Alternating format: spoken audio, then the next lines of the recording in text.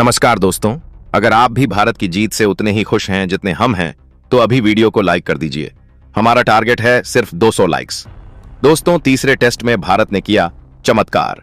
Washington सुंदर, बुमराह और सिराज ने ऐसी आग उगली गेंदों से कि विपक्ष की बैटिंग ध्वस्त हो गई। लेकिन असली कहानी शुरू होती है इसके बाद, जब भारतीय बल्लेबाजों ने मैदान पर किया ऐसा कमाल जिससे जीत खुद उनके कदमों में आ गिरी।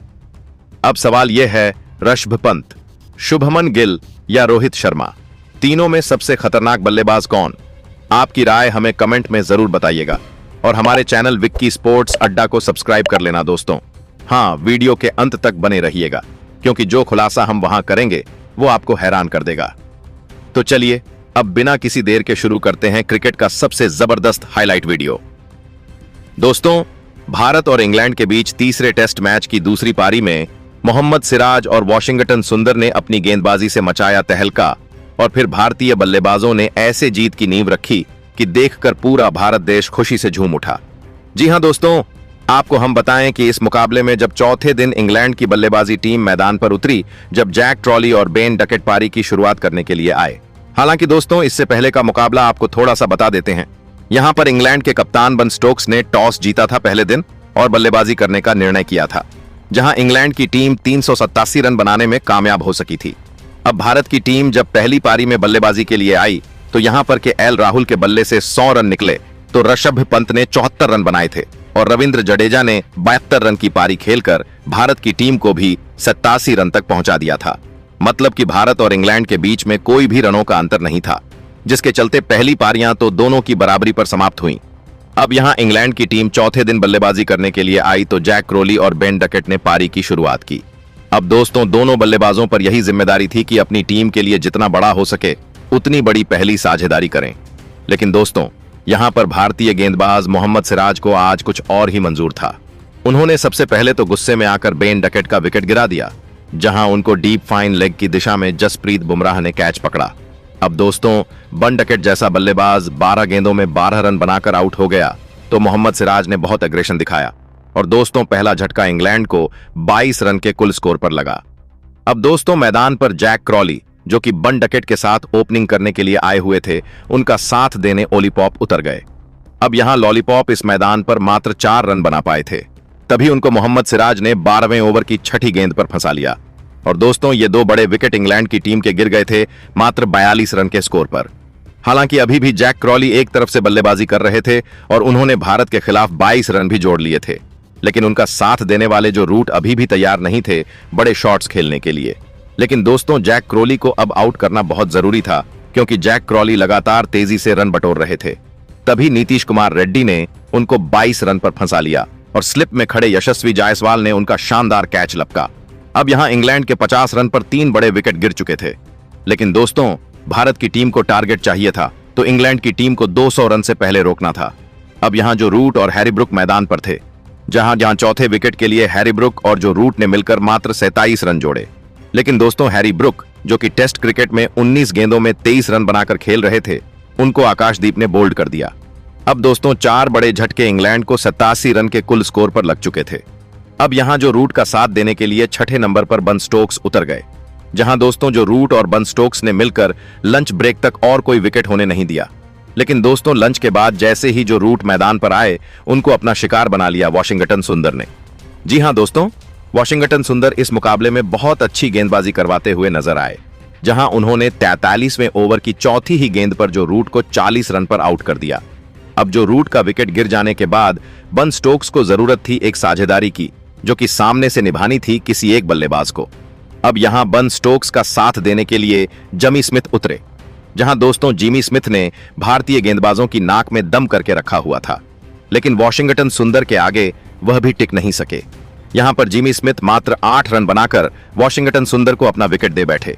अब इंग्लैंड ने 164 रन के स्कोर पर ही 6 विकेट अपने गंवा दिए थे और भारत का ऐसा कमबैक देखकर अब इंग्लैंड चारों तरफ से बस यही सोच रही थी कि यह मुकाबला अब हम नहीं जीत पाएंगे।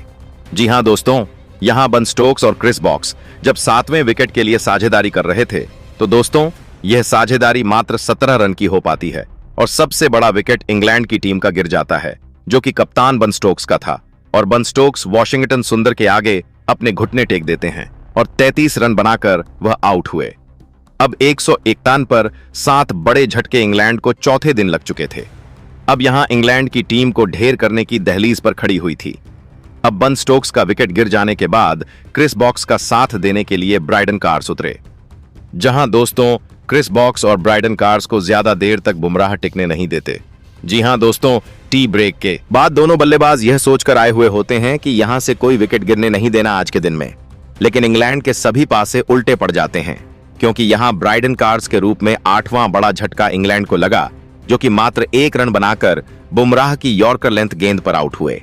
अब दोस्तों, ब्राइडन कार्स का विकेट गिर जाने के बाद क्रिस बॉक्स भी ज्यादा देर तक टिक नहीं पाए और 10 रन मात्र उन्होंने बनाए, और इसी के साथ इंग्लैंड ने 185 रन के कुल स्कोर पर अपने 9 बड़े विकेट गंवा दिए थे। और अब मैदान पर जोफ्रा आर्चर और शोएब वसीर की आखिरी जोड़ी बची हुई थी, जिसको आउट करने के लिए भारतीय गेंदबाजों के पास बहुत सिंपल और सरल रणनीति थी। यहां पर भारतीय गेंदबाजों ने इंग्लैंड के सभी 10 विकेट गिरा दिए वॉशिंगटन सुंदर की बदौलत। जी हां दोस्तों, शोएब वसीर को वॉशिंगटन सुंदर ने ही 2 रन पर आउट किया और 152 रन पर भारत के खिलाफ इंग्लैंड की टीम ढेर हो गई। जहां भारत के लिए सबसे ज्यादा 4 विकेट वॉशिंगटन सुंदर के नाम रहे, तो 2-2 विकेट बुमराह और सिराज को मिले और 1-1 विकेट आकाशदीप और नीतीश कुमार रेड्डी के नाम रहा। अब दोस्तों, भारत को यह मुकाबला जीतने के लिए मात्र 123 रन बनाने थे, जो कि लॉर्ड्स के मैदान पर बनाना बहुत ही आसान भारत की टीम के लिए था। अब यशस्वी जायसवाल और केएल राहुल ने पारी की शुरुआत की। अब दोनों बल्लेबाजों के मन में बस यही था कि का दिन जैसे तैसे करके निकाल लें बिना कोई विकेट गवाए, क्योंकि लास्ट का 1 घंटा ही अब बचा हुआ है और इस 1 घंटे में कोई झटका ना लगे हमारी टीम को, वही सबसे बेस्ट ऑप्शन है। अब यहां दोनों बल्लेबाज थोड़ा डिफेंसिव मोड में ज्यादा चले गए और यशस्वी जायसवाल के एल राहुल भारत के लिए शुरुआती 10 ओवर में ही पहला विकेट अपना गिरा लेते हैं। जी हां दोस्तों, यशस्वी जायसवाल, जिनसे उम्मीदें पूरा देश 140 करोड़ हिंदुस्तानी लगाए बैठे थे, वो यहां 7 गेंदों में बिना खाता खोले ही जोफ्रा आर्चर की चौथी गेंद पर फुल शॉट लगाने के लिए गए, लेकिन गेंद बल्ले का भारी किनारा लेते हुए हवा में चली गई और पीछे खड़े जिमी स्मिथ ने यशस्वी जायसवाल का कैच लपक लिया।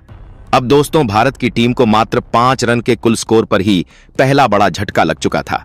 इंग्लैंड की टीम के अंदर उम्मीद जाग गई थी कि इस मैच में तो अब हमारा कमबैक होगा, लेकिन दोस्तों, शायद उनको यह पता नहीं था कि मैदान पर अभी के एल राहुल और करुण नायर मौजूद हैं और यह दोनों बल्लेबाज इनको अकेले मैच हराने का दम रखते हैं, और ऐसा ही होता हुआ भी नजर आया, क्योंकि यहां 8 ओवर तक भारत की टीम ने 28 रन जोड़ लिए थे बिना दूसरा विकेट गवाए और 165 रन से मात्र पीछे था भारत, जहां के एल राहुल और करुण नायर अच्छी बल्लेबाजी कर रहे हैं। और दोस्तों, आपको हम बता दें कि भारत के लिए सब कुछ वैसा नहीं जा रहा था जो हमने उम्मीदें की थीं, और पार्ट 2 में हाईलाइट क्या आपको जानने के लिए मिलेगा कि भारत की टीम ने आगे कैसा प्रदर्शन किया और मुकाबला टीम इंडिया कैसे जीती। बाकी दोस्तों, अब आप सभी की क्या राय है भारतीय टीम की गेंदबाजी और बल्लेबाजी को देख लेने के बाद, और आप टीम इंडिया को 10 में से कितने नंबर देना चाहोगे? अपनी कीमती राय हमें कमेंट करके जरूर बताइएगा और हमारे चैनल विक्की स्पोर्ट्स अड्डा को सब्सक्राइब करना न भूलना दोस्तों। धन्यवाद।